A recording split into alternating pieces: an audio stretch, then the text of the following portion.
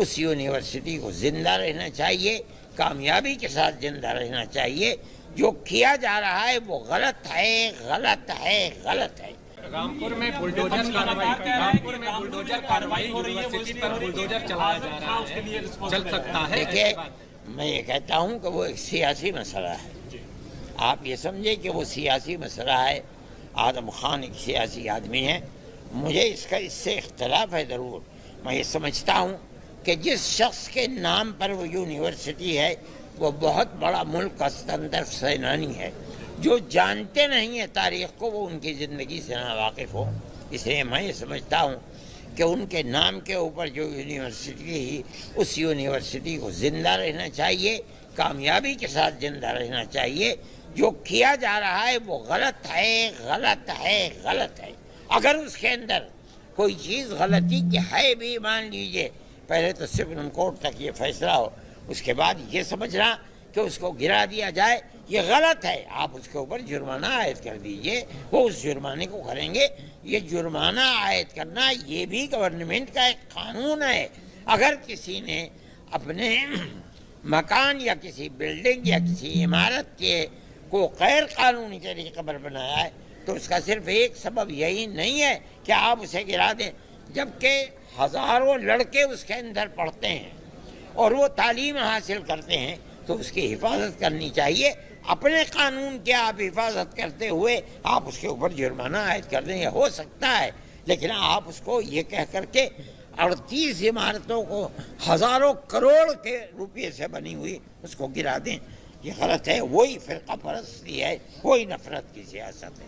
یہ فرقہ پرستی کون کر رہا ہے؟ کون نفرت کی راجنیتی؟ جو فرقہ پرست ہیں وہ کر رہے ہیں، ہزاروں کروڑ کے روپے سے بنی ہوئی اس کو گرا دیں، یہ غلط ہے۔ وہی فرقہ پرستی ہے، وہی نفرت کی سیاست ہے۔ یہ فرقہ پرستی کون کر رہا ہے؟ کون نفرت کی راجنیتی؟ جو فرقہ پرست ہیں وہ کر رہے ہیں، فرقہ پرست ہیں وہ کر رہے ہیں۔ میں کیا آپ کو بتاؤں؟ آپ نہیں جانتے؟ کچھ نام بھی آپ بتائیے نا۔ آپ مجھ سے زیادہ دنیا کے اندر رہتے ہیں، میں تو ایک مدرسے کے اندر۔ آپ نام لے کر کے بتائیے کہ وہ لوگ فرقہ پرست ہیں اور فرقہ پرستی کر کے ملک کو برباد کر رہے ہیں۔ آنے والے سمے میں چناؤ ہے 2027۔ میرا کوئی تعلق سیاست سے نہیں۔ میں پہلے کہہ چکا ہوں کہ جمعیت علماء سیاسی جماعت نہیں ہے۔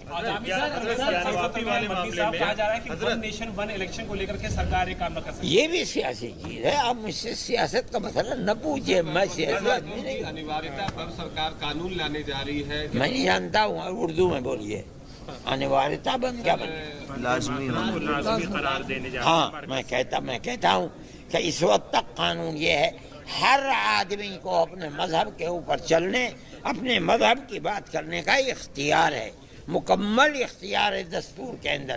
دستور ہم نے بنایا ہے، دستور کی یہ دفعات مولانا ابوالکلام آزاد اور جمعیت علماء ہند نے اس کو بنایا۔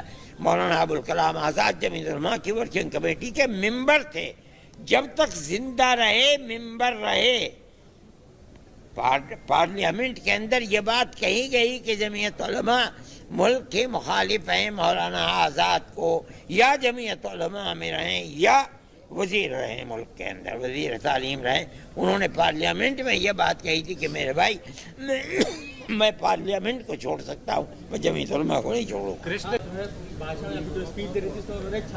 طلبہ کے مسئلوں پر آپ سے حمایت کی بات کہی، خاص طور سے جو دلی میں جنتر منتر پہ چل رہا ہے، تمام طلبہ الگ الگ یونیورسٹیز کے وہاں پہ۔ میں نہیں جانتا ہوں، میں نہیں سمجھتا ہوں کہ جن لوگوں نے مخالفت کی ہے طلبہ کو بہت بڑا نقصان پہنچا ہے۔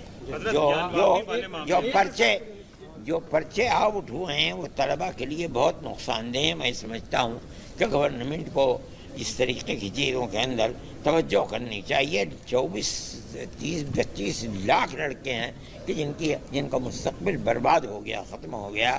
یہ چیز ایسی ہے کہ یقیناً طلبہ کے اندر اس طرح کا جذبات